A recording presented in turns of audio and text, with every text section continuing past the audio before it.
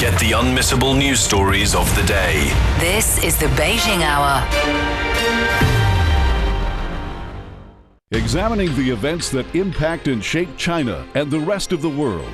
This is the Beijing Hour, 1 hour of news and information brought to you every weekday. Now here's your host. Shane Bigham with you on this Friday, January 30th, 2026. You're listening to the Beijing Hour, coming to you live from the Chinese capital. On today's program, the U.K. Prime Minister is now in Shanghai following meetings with the Chinese president and other top leaders in Beijing. The U.S. president says he plans to hold talks with Iran and remains hopeful that military action will not be needed.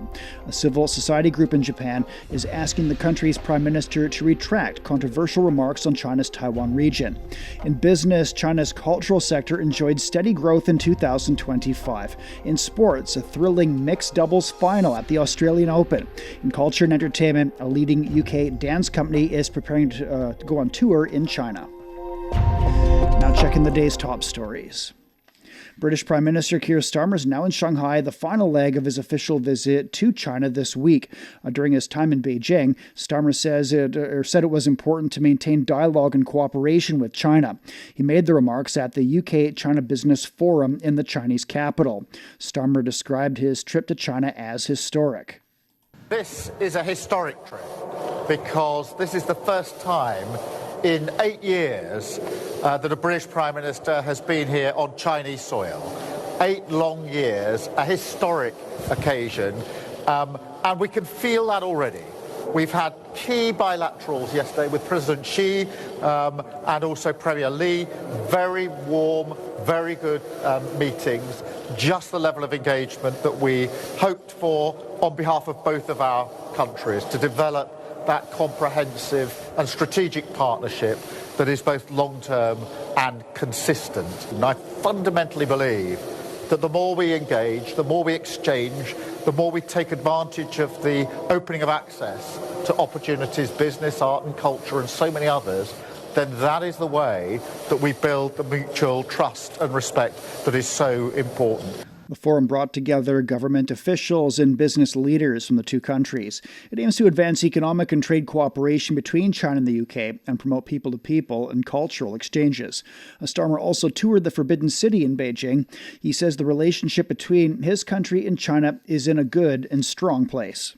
We had a very good, productive session with real concrete outcomes, and it was a real strengthening of the relationship, and that's in the national interest because, of course, there are huge opportunities here in China. It's the second biggest economy in the world, and that's why we've got such a big business delegation. A lot of the discussion was about how we open up access for those opportunities, focusing, as I always do, on how is this going to be delivered back in the United Kingdom, how does it benefit people back at home. And we made some really good progress on tariffs for whiskey, on visa-free travel to China, and on information exchange and cooperation on irregular migration, focusing particularly on small boats and engine parts. So a very good constructive meeting with real outcomes.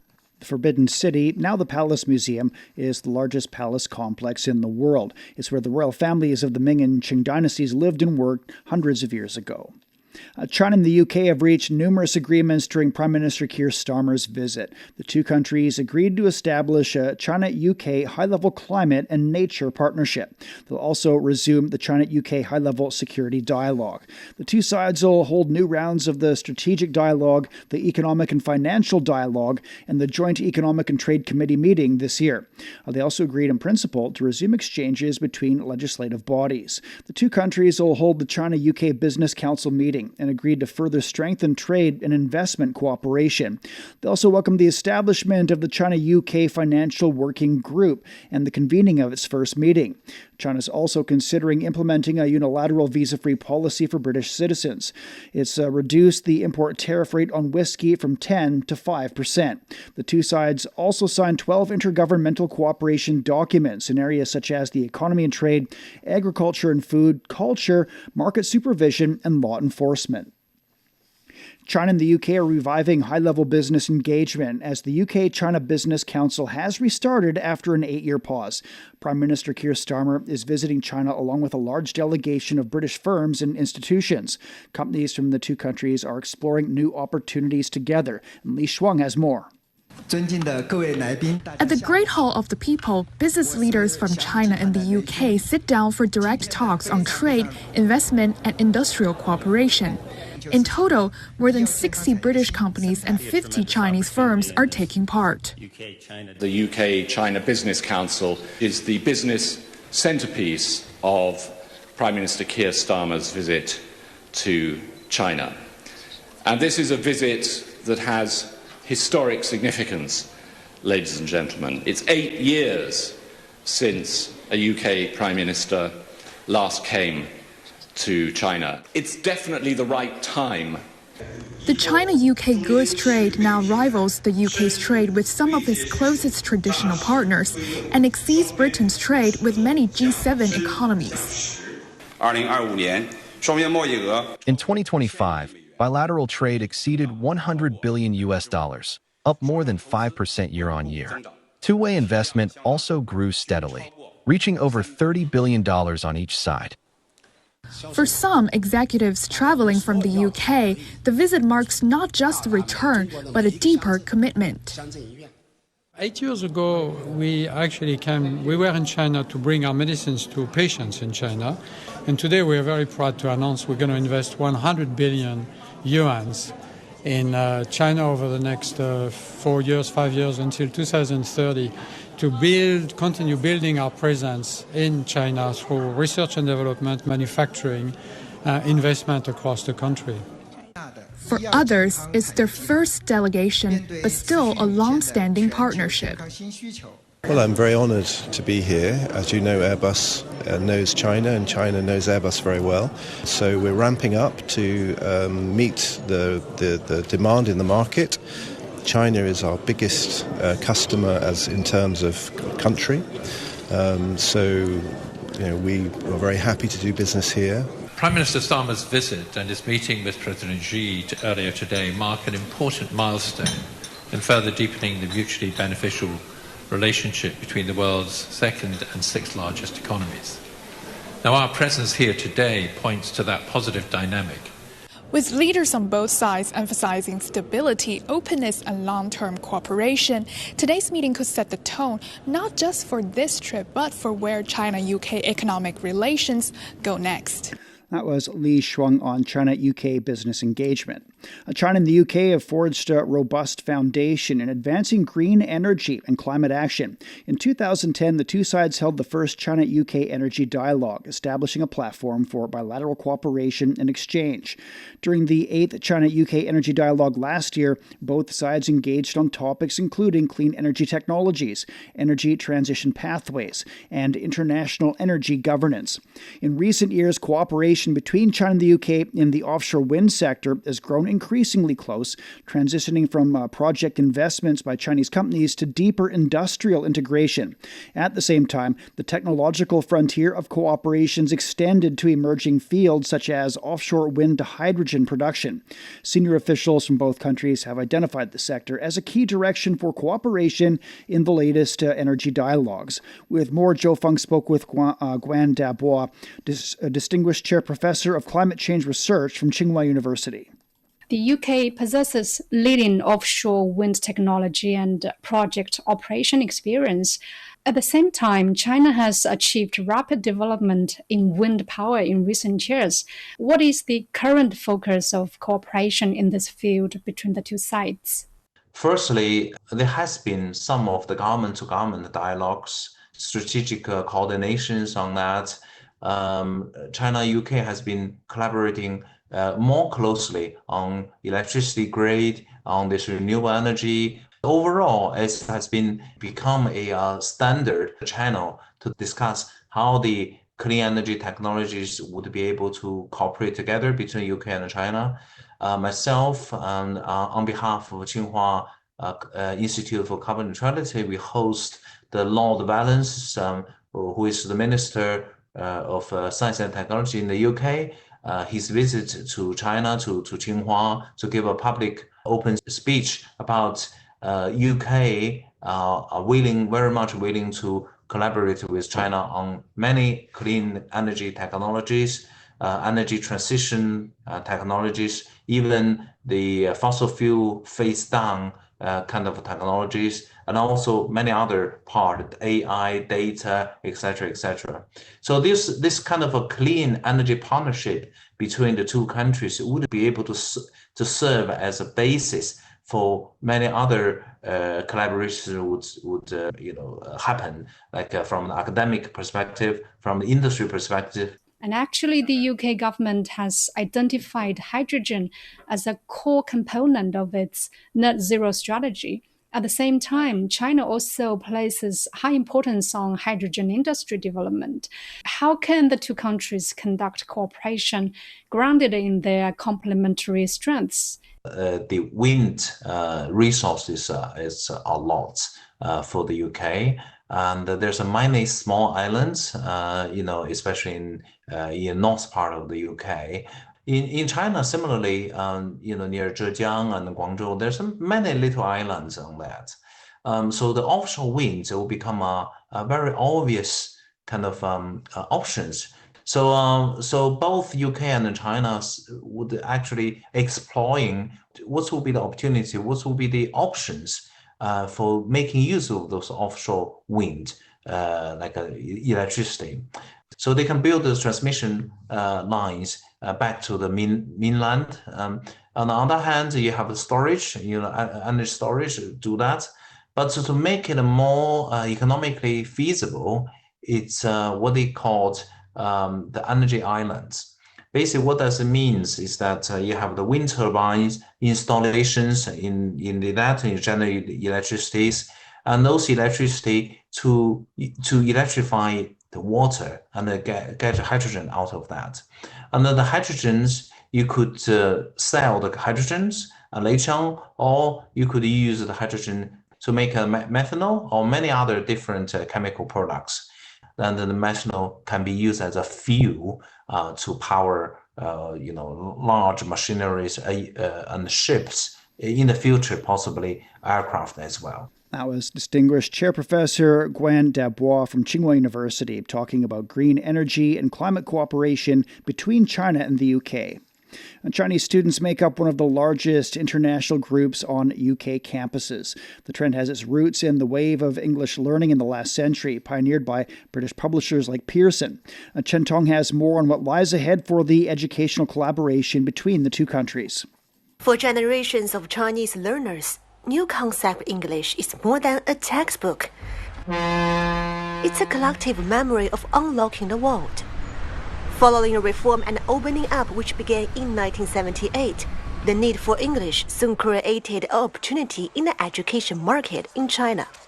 Pearson has been in China for almost 60 years, starting with Longman's Dictionary. And so I love seeing enthusiasm from such an incredible place for New Concept English and so other Pearson properties.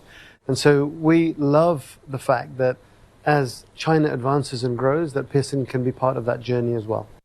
Nowadays, Chinese students have ranked among the top 2 sources of international students in the United Kingdom for many consecutive years. More than 160,000 Chinese students were studying in the UK during the 2023 and the 24 academic year. And meanwhile, enthusiasm for acquiring professional skills also continues to grow, creating a new need for workplace education. We bring digital technologies and AI in all of those stages to help people learn and help them progress in their lives. I wouldn't say it's a minor mark, but our scale is smaller than it should be. I think we could be much bigger, and I think Pearson can at least double its business in China in quite a short time period. Companies like Pearson are actively integrating into the lifelong learning trend among young Chinese. By capitalizing on this momentum, they share in the market opportunities arising from China's modernization process. The English language and the British culture behind the language serve as a vital bridge, strengthening the people-to-people ties and economic cooperation between China and the United Kingdom. That was Chen Tong reporting. Coming up, the U.S. president says he's planning on holding talks with Iran to ease tensions. Pause Plus, a selection of the best podcasts in China, covering history, customs, music, literature, and in-depth dialogues. Find your way to a wealth of Chinese culture and thinking, all on Pause Plus. 15 past the hour now. U.S. President Donald Trump says he's planning to talk to Iran and hopes there won't be any need for military action. The U.S. is sending more military assets to the Middle East as it tries to get Iran back to negotiations on a new nuclear deal. Trump pulled the U.S. out of the 2015 Iran nuclear deal during his first term. A guided missile destroyer was tracked sailing through the Suez Canal toward the Gulf on Wednesday.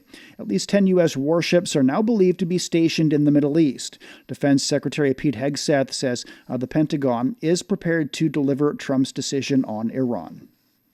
Iran says it'll hold live fire exercises on Sunday and Monday in the Strait of Hormuz, a choke point for nearly 20% of the world's oil and natural gas. Tehran Mayor Ali Reza Zakhani says underground parking lots and metro stations are being transformed into war shelters. Ahsan Kevani has more from Tehran. Iran has issued a strong response to escalating rhetoric from the United States, with senior officials warning against any potential military action while laying out firm conditions for a return to nuclear diplomacy. Iran's Foreign Minister Abbas Araghchi, responding to recent remarks by U.S. President Donald Trump, said any aggression against Iran would be met with a swift and decisive response, pointing to what he described as the country's heightened defensive readiness. Araghchi reiterated Tehran's openness to diplomatic engagement, but stressed that any future nuclear talks must be conducted without threats or pressure. He said negotiations would only be possible on the basis of equality and mutual respect. Here are the latest remarks by Iran's foreign ministry. We are honest in negotiation and resolute in defence. We will not be passive in the face of threats or aggression. To any violation, our armed forces will respond decisively and regrettably.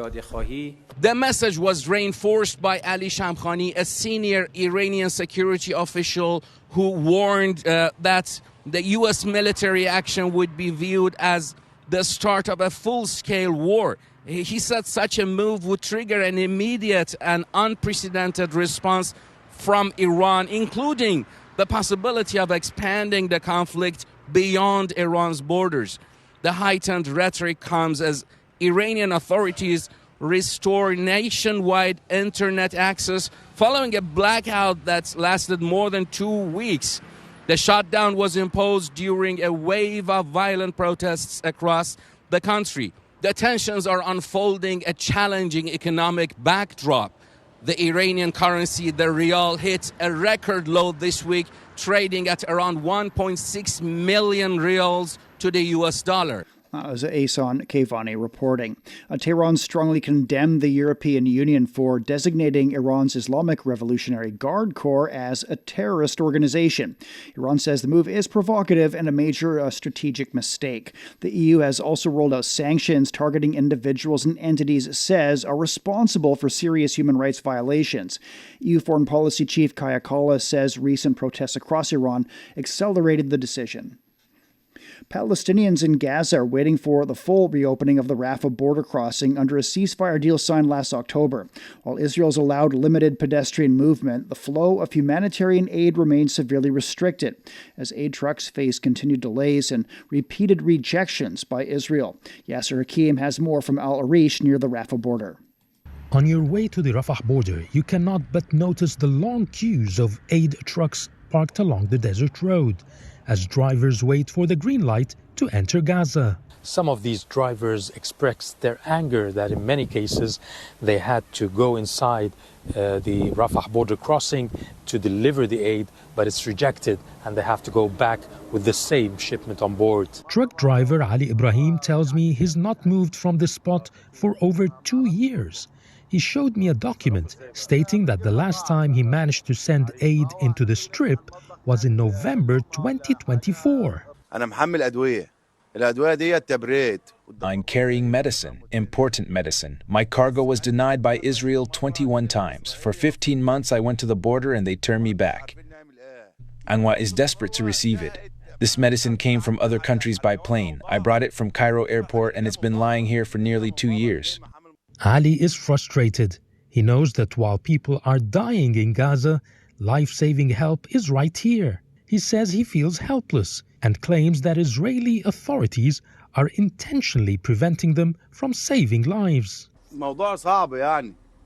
One time they rejected the medicine because the truck's wooden pallets were scratched. The other time they said my truck is 180 centimeters high and should be 5 centimeters shorter. Just excuses. They unload the medicine, they break a lot of it while searching, then they load it back and tell me it's rejected. But Ali's colleague, Adil, was luckier today. He's just returned from a successful delivery to Gaza after many weeks of delays. I deliver food, tents, and blankets. The truck is searched twice at the border, unloaded on the Palestinian side, and I return. Some food became spoiled due to the delay, but the rest was fine. Currently, an average of 108 trucks enter Gaza daily, a big drop from the 600 trucks entering each day before the war on Gaza that has killed over 70,000 Palestinians so far. The reopening of the Rafah border for the first time in 2 years has been widely welcomed, even if only for pedestrian traffic for now. I wish the Rafah border crossing will open indefinitely and we can deliver aid all the time like before the war. I've been here since 2020. I want peace for our brothers in Gaza. They are suffering. For the time being, these drivers have to continue enduring long waits that could stretch up to months. So they wait, living in their trucks where they eat and sleep, staying put until the next time they're allowed to make another life-saving trip into the war-destroyed enclave only a few kilometers away. That was Yasser Hakim reporting. Coming up, a civil society group in Japan wants the country's prime minister to retract comments on China's Taiwan region. You've been listening to programs from CGTN Radio. CGTN Radio. We invite you to visit us online for more audio, pictures, and in-depth reports. At radio.cgtn.com, you can access a wide range of programs and find your favorite news, talk, features, entertainment shows, and podcasts. Hear the difference with CGTN Radio. 22 minutes past the hour. A Japanese civil society group has called on Prime Minister Sanae Takaichi to retract her remarks on China's Taiwan region. The Japanese Association for Inheriting and Developing the Murayama Statement supports a landmark 1995 statement by then Prime Minister Tomiichi Murayama acknowledging remorse for Japan's aggression during World War II. Secretary General Takagagi Fujita criticized Takaichi at a gathering. Japan has been extremely inadequate in fulfilling its responsibility for the war of aggression against China and colonial rule in the past. I believe we must rely on the power of Japanese democracy to compel Prime Minister Takaichi to retract her so-called survival crisis situation remarks. Former Prime Minister Yukio Hoteyama said Takaichi's remarks have damaged Japan-China ties. The Taiwan question is China's internal affair. Regarding internal affairs, our consistent principle is to never interfere. Takaichi's remarks completely contradict the spirit of the China-Japan joint statement. Yet she still made it, severely damaging Japan-China relations as a result. Can such a prime minister truly be allowed to continue in office? And other guests attending the gathering also expressed criticisms. This completely betrays the commitments made during the normalization of Japan-China relations in 1972. It betrays the promises made to China. Prime Minister Takaichi's remarks are extremely irresponsible. War must absolutely not be allowed to happen, especially in East Asia. Japan, a country that once launched a war of aggression, should take a stance of deep reflection and actively promote peace. Takaichi claimed in November that a military conflict in the Taiwan Strait could be a survival-threatening situation for Japan, warranting the exercise of collective self-defense rights. Her remarks have faced strong criticism globally and domestically. U.S. President Donald Trump has signed an executive order threatening new tariffs on countries supplying oil to Cuba. It follows Trump's statement that the U.S. would cut off Cuba's oil imports from its primary supplier, Venezuela. Trump signed the executive order under a national emergency declaration. It puts Cuba's struggling economy under more stress and increases pressure on Mexico, which has already reduced oil shipments to Cuba. Cuban President Miguel Diaz-Canel says Washington has no moral authority to force a deal on Cuba. China's voiced strong support for Cuba following U.S. President Donald Trump's new executive order.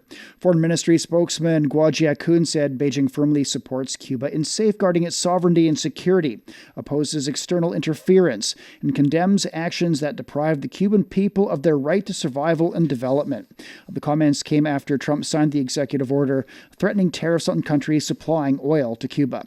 Cuban President Miguel Diaz-Canel said Washington has no moral authority to force the deal, while U.S. Secretary of State Marco Rubio stated that Washington supports regime change in Cuba, but stopped short of confirming direct involvement. Minneapolis Mayor Jacob Frey has said the immigration enforcement operations launched by the Trump administration need to stop, not just in his city, but nationwide.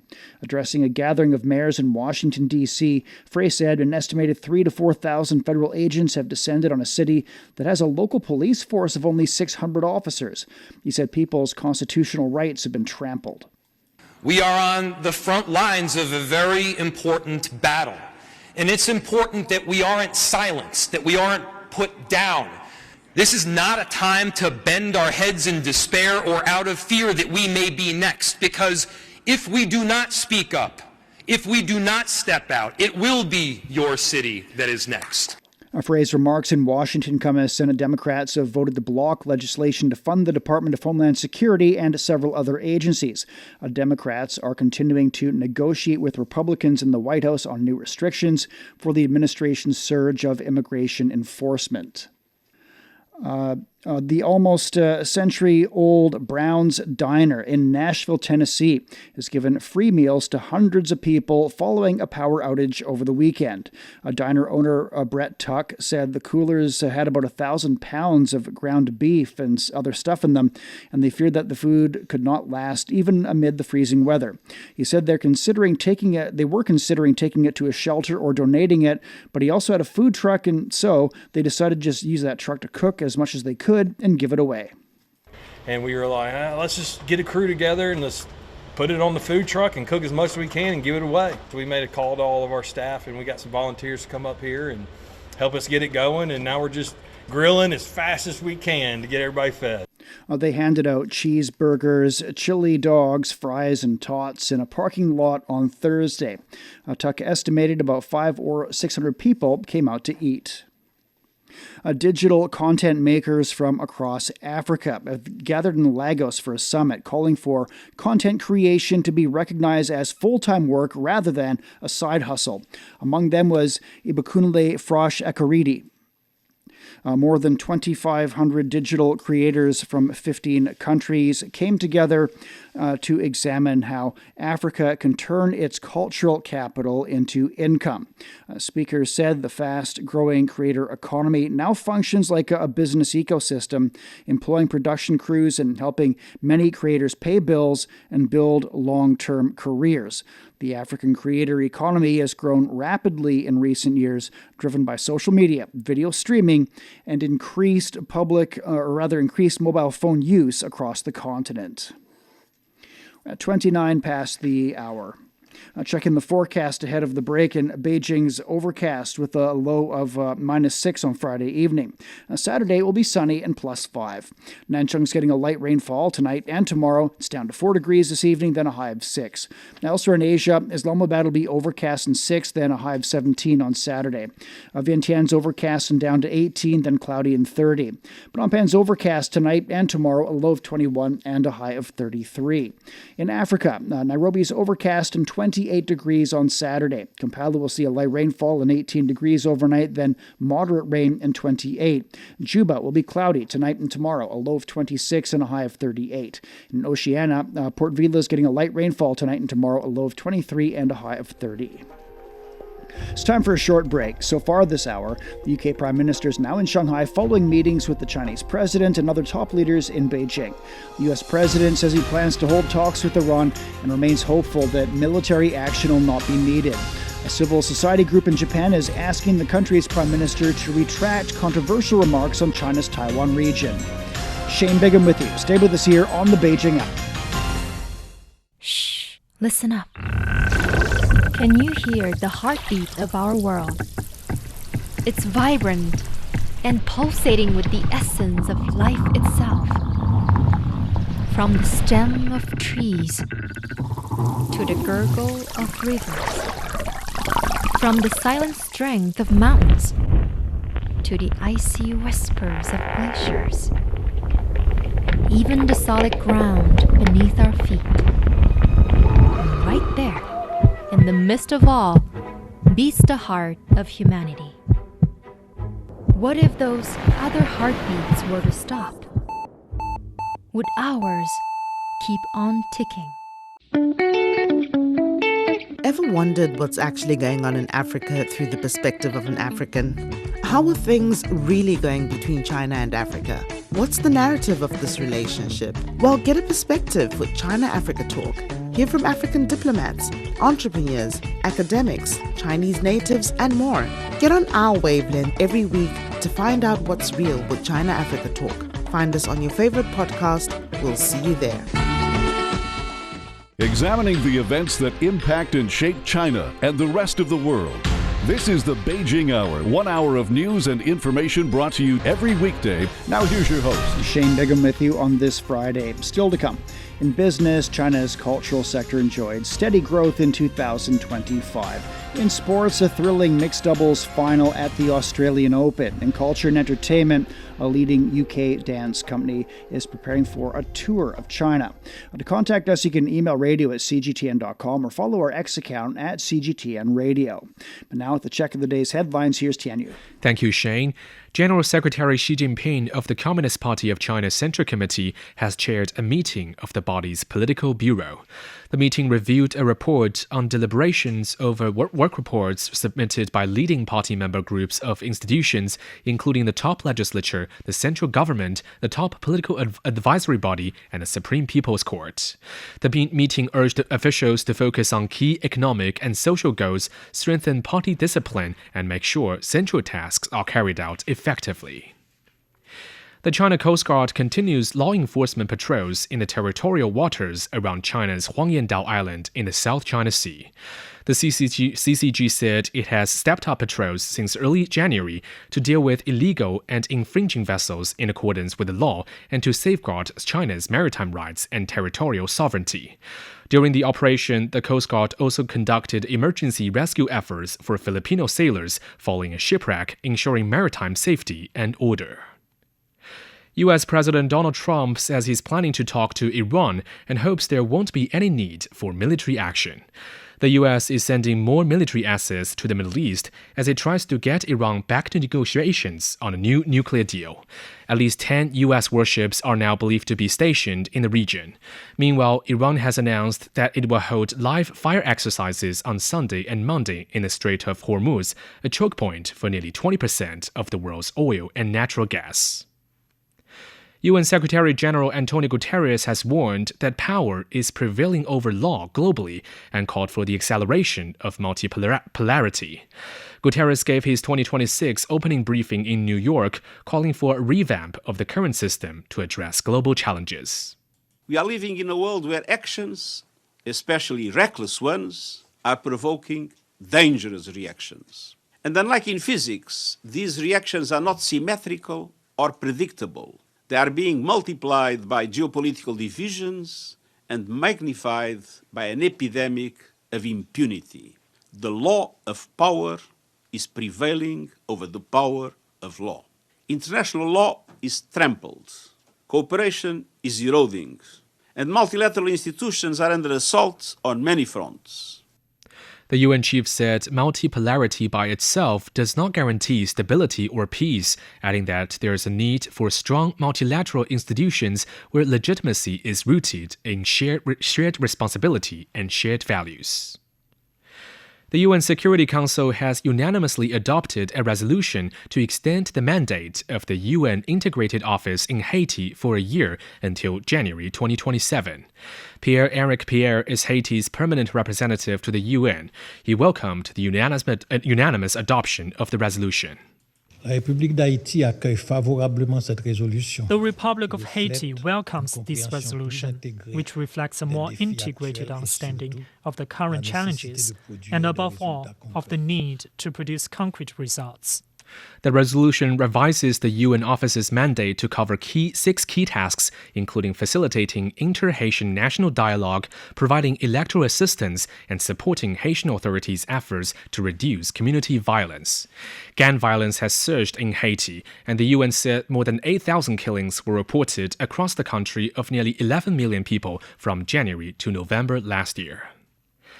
Colombian airline Statina says it did not receive any prior warning of adverse weather conditions that would have prevented the flight of a plane that crashed and killed 15 people. The airline said it is awaiting the results of a formal investigation. Brigadier General Néstor Fabián Nieto Rivera gave further details about Wednesday's accident. After locating the aircraft, we began deploying troops both on the ground and in the air. With the participation of the military aviation, we managed to reach the area and secure it so that the relief agencies and technical agencies that depend on the Civil Aviation Authority could enter the site and begin their work. He says soldiers will remain in the area until investigative authorities have finished their work. All right, thank you very much. That's Tianyu with headlines. Coming up in business, China's cultural sector enjoyed steady growth in 2025. The Beijing Hour, your window on China and the rest of the world. 37 past now. And turning to business, Chinese mainland markets closed lower on Friday. The Shanghai Composite edged down by around 1%, while the Shenzhen component fell by around 0.7%. Stocks related to textile machinery, agriculture, and paper-making led the gainers, while shares in the non-ferrous metals and oil sectors suffered major losses. Hong Kong's stock market also finished lower, with the Hang Seng Index closing down more than 2%.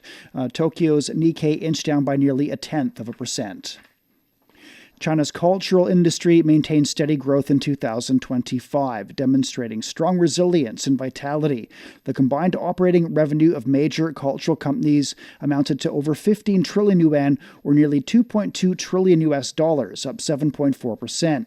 Cultural manufacturing revenue edged up by 0.6% to exceed 4.1 trillion yuan. Wholesale and retail grew by 4% to over 2.5 trillion yuan, and services surged 12% to nearly 8.6 trillion. Sectors featuring new business forms, such as digital publishing and online advertising, saw a 14.3% revenue increase. The industry's profitability also improved, with profits from major cultural firms rising 6.5% to around 1.4 trillion yuan. China recorded nearly 67 billion cross-regional passenger trips in 2025, marking a 3.5% increase from the previous year. The Ministry of Transport highlighted three key trends, including growth in transportation production, a significant rise in port throughput, and strong transportation investment. Rail passenger numbers rose by 6%, air travelers increased 5%, and road traffic grew by over 3%. Fixed asset investment on transportation surpassed 3.6 trillion yuan, or $520 billion. The government said that the transportation sector made steady and positive progress throughout the year. China's Ministry of Transport forecasts a busy spring festival travel season. Passenger traffic will set new records with a total of 9.5 billion cross-regional trips. The 9-day holiday will see the highest daily passenger flow in history. The peak travel day is likely to be the 6th day of the Chinese New Year, with 340 million people on the move. Highway traffic will also reach record highs. Electric vehicle trips will total 380 million, marking a new milestone. The ministry is ready to ensure smooth travel for all passengers. China's Spring Festival holiday begins in mid-February this year, and travelers are busy planning their trips and picking up travel deals for local and overseas destinations. Zhang Mengyuan has more. Although the Spring Festival holiday is still a few weeks away, one travel agency in Beijing is already brimming with customers, eager to scout the best deal possible while they still have time, as they consult with agents and rush to sign travel agreements. Booking data shows the outbound travel market is experiencing robust growth.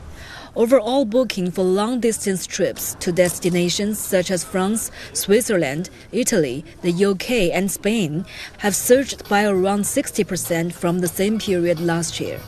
Short-distance travel has seen an even more dramatic increase, with a year-on-year growth rate of 160%, as destinations like Thailand, Singapore, Vietnam, and the Maldives remain highly sought after. Meanwhile, the extended holiday is creating greater consumer opportunities within the domestic market.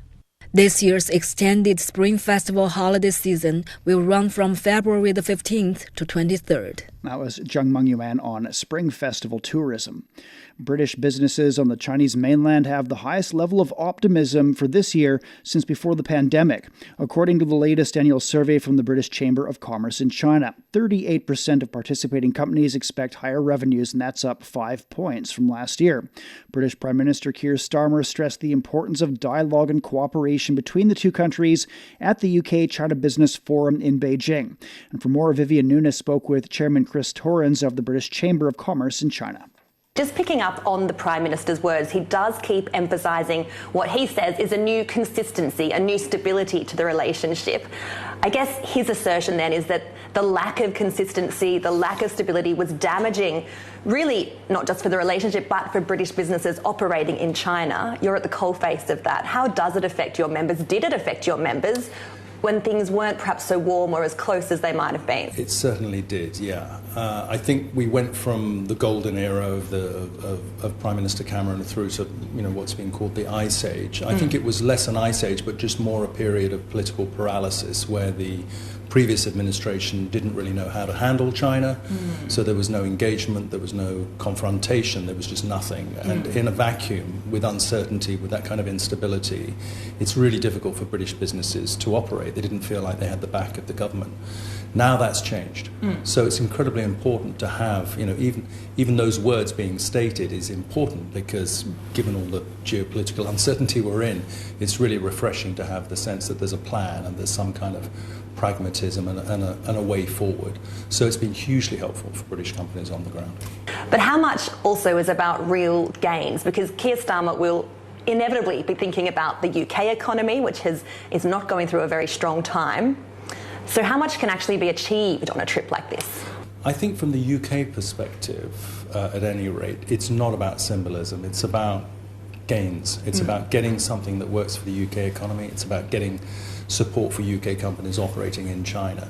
So I think our members feel the same. But it's really about making substantive progress for British companies in China and also helping identify opportunities for Chinese companies that might be going to the UK, because obviously the UK services industry is a really important part of the UK economy. And so British service companies are already beginning to support Chinese companies as they go out, whether it's to the UK or elsewhere around the world. So I feel like there's something really material and substantive that can be gained from the trip. That was Chairman Chris Torrens of the British Chamber of Commerce in China. British firms like Intercontinental Hotels Group view China as a platform for sustained growth and innovation by adapting their business models to the local market. Company CEO Daniel Aylmer said their success highlighted the strong presence of international brands in China's consumer economy. China, for us over the last 50 years, has evolved with pace. But we have built a business that's very much related to being in China. We are an in China for China business, which is also one of the key reasons that has driven our success in this part of the world. Well, he added that the company's journey reflects a wider trend, with global brands increasingly learning to listen, adapt, and evolve within the Chinese market.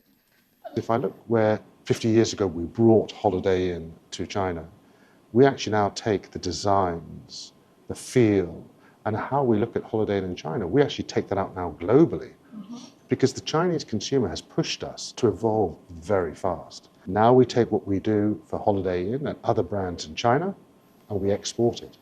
back to different parts of the world. Beyond hospitality, China and the UK see significant potential for deeper collaboration in areas like green energy, the digital economy, and creative industries. The UK car market saw significant growth in 2025, surpassing 2 million sales, with Chinese brands gaining substantial traction. Electric vehicle sales hit a record high, accounting for nearly a quarter of all new registrations. While new entrants face initial challenges, innovative solutions are helping smooth the path to success in Europe. And Ray Addison visited a research center in Berkshire for a closer look. Crumpled bonnets, broken windows. Before issuing a policy, insurance companies in Europe need to know how risky or repairable a vehicle really is.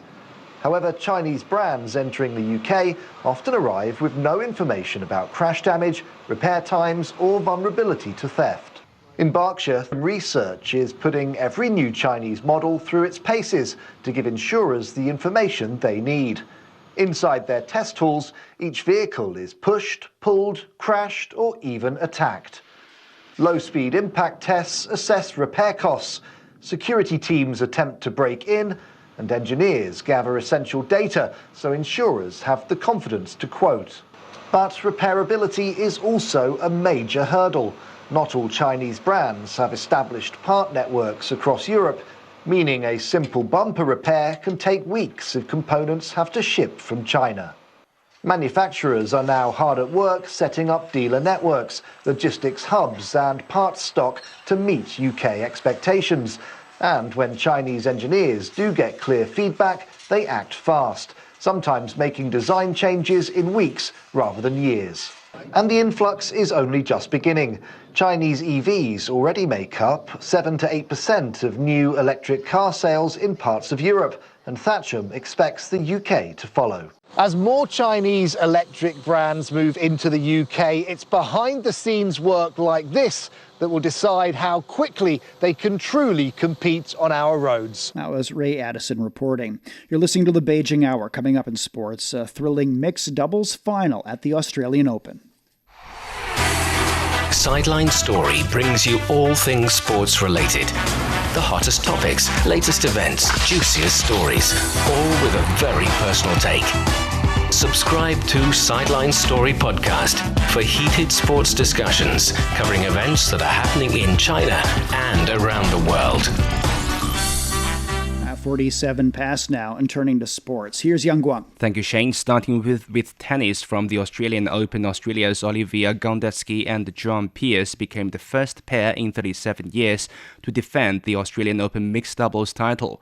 They defeated French duo Kristina Mladenovic and Manuel Guinet in a thrilling final at Rod Laver Arena.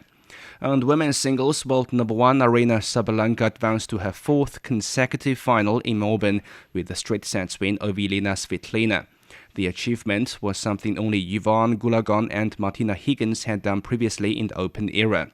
She reached her eighth Grand Slam final overall and will face Elena Rybakina in the rematch of the 2023 final. Meanwhile, Rybakina secured her place in the final by getting past Jessica Pegula. The Kazakh player said she's happy after winning the semi-final showdown. An epic second set, and I'm really glad that I managed to win it. And Jessica played so well in the second set. She fought till the end, and I'm just super happy to be in the final. And hopefully I'm gonna serve better than today, and it's gonna help me, and we'll see. But I'm so excited to play. Rybakina has been in impressive form since her quarterfinal loss in Wuhan last October. The 26-year-old claimed the title in Ningbo and at the WTA finals in Riyadh. She also reached her quarterfinals in Brisbane to start the season. Rybakina is seeking her second Grand Slam title after winning Wimbledon in 2022 and is also yet to drop a set at Melbourne Park. China's short-track speed skating team has held their final training session at the capital indoor stadium before departing for Italy. Coach Jiang Jing's side started training at the stadium after 10 athletes were selected for the final list of participants, with Liu Xiaolin and Wang Ye missing out on the final spots. The session focused on the relay events, beginning with the mixed team events. Wang Xinran fell while going around the curve and hit Zhang Chutong and Zhang Ziye. All three were immediately taken off the ice and appeared to be fine after injury checks. Team leader Liu Hao said China's short-track skaters are excited and ready for the games.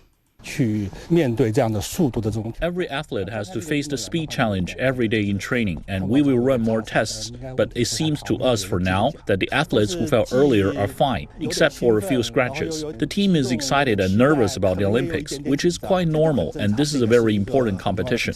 We are representing our country, so everyone is definitely very excited, and I think the team is ready. China's short-track speed skating team has always been a squad that wins honor for the country, and our goals have always been the same, to win honor for our country. China's short-track speed skaters are set to leave for Milan on Saturday morning. And finally, volleyball content platform Volleyball World has announced an exclusive partnership with creative artists agency China. The Chinese market is one of the sport's largest broadcast and digital audiences. Guo Tianqi spoke with Volleyball World CEO Hugo Valenci about the partnership and China's role in the growth of volleyball worldwide.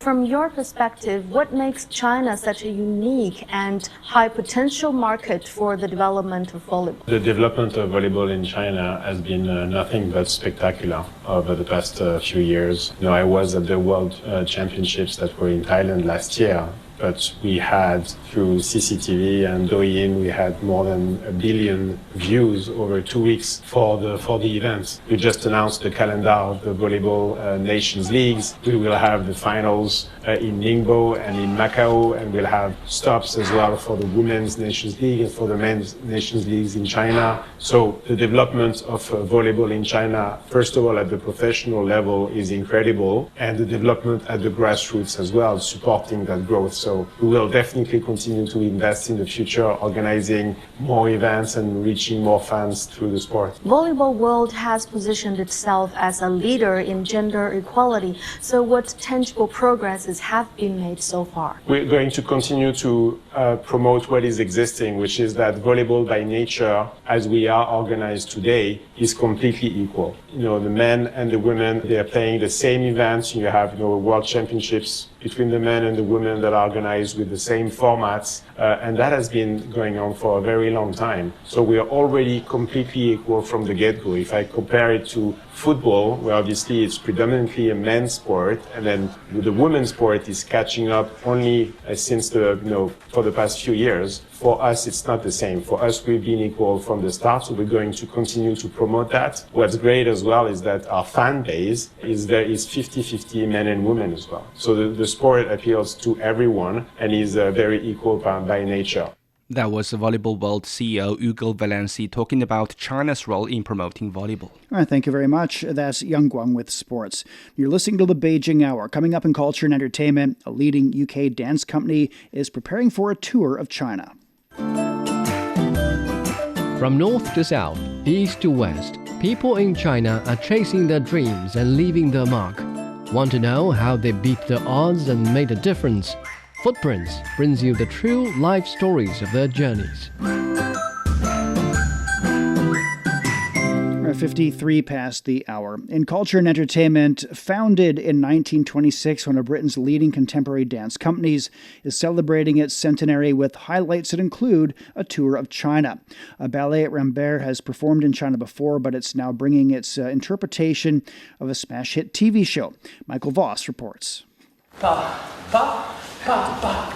Ballet Rambert is the oldest dance company in England. Founded in 1926, it introduced classical ballet to a wider public before evolving into one of the country's leading contemporary dance groups. It performed in China several times and more recently run dance classes there.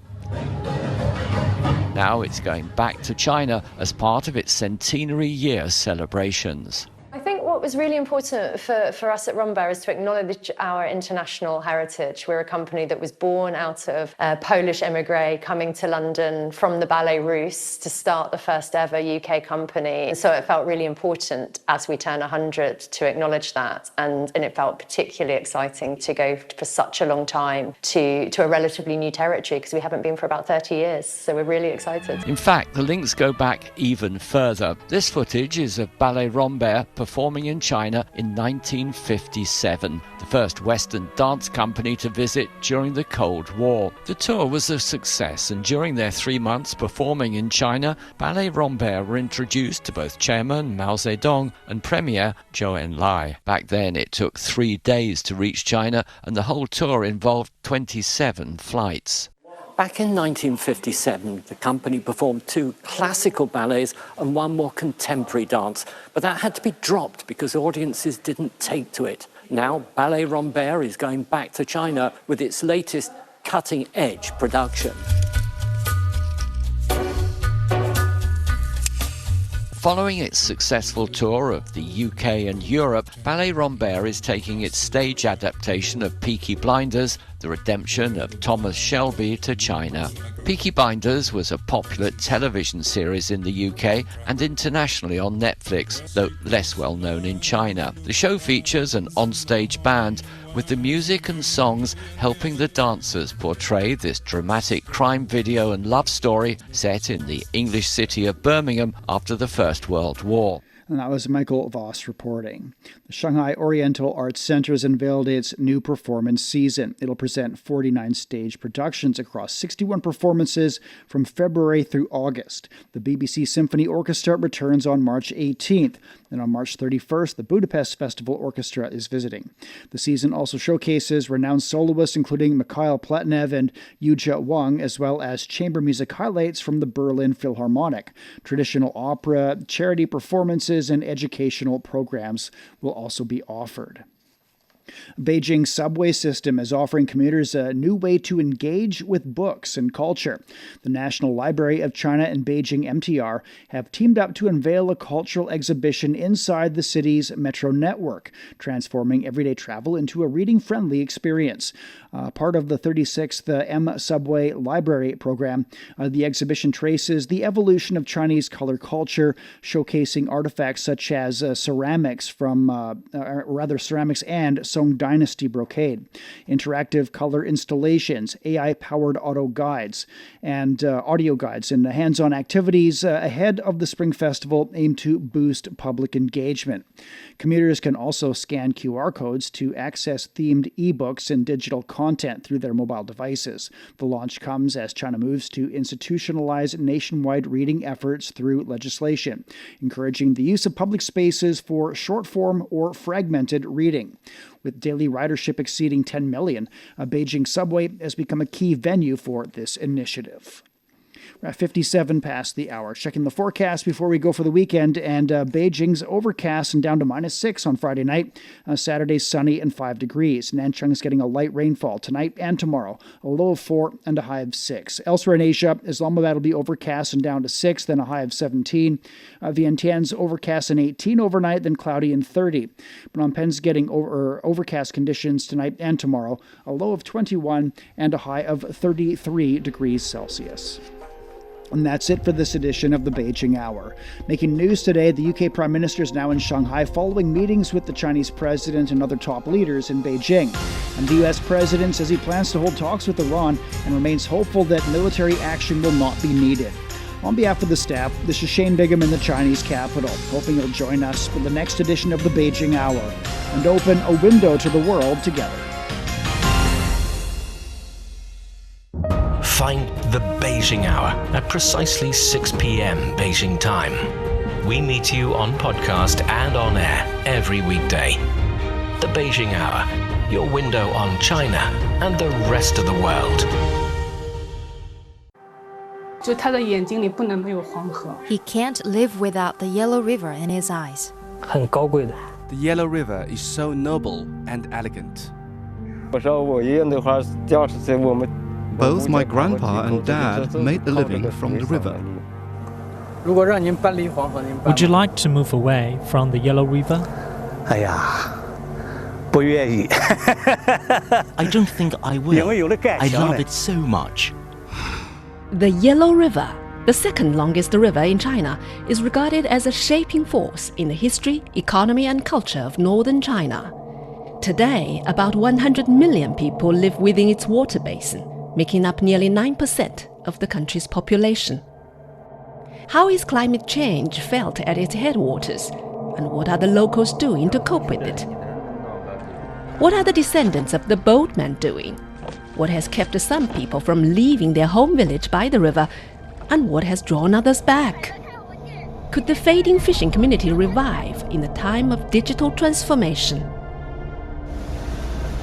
From 2021 to 2024, our reporters visited the upper, middle and lower reaches of the Yellow River, talked to the herders, farmers, boatmen, fishermen and eco-activists who share a close bond with the river, and present their stories in pictures, podcasts and videos, all in our 12-part series, The Yellow River Mosaic, available only on CGTN Radio